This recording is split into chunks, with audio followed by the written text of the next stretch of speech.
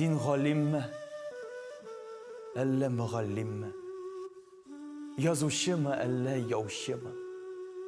Эшчеме син, әллә көрәшчеме? Быраулаучы, әллә аучымы? Итекчеме, әллә җитәкчеме? Бер баймы син, әллә сукбаймы? Шәҗәрәңне бәлки белмисеңдер.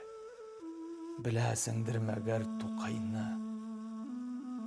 Зур шәһәрдә гомер итәсеңдер, авылдадыр бәлки яшәвең, кем булсаң да кан кардәшем диеп, туганым дип сиңа дәшәмен.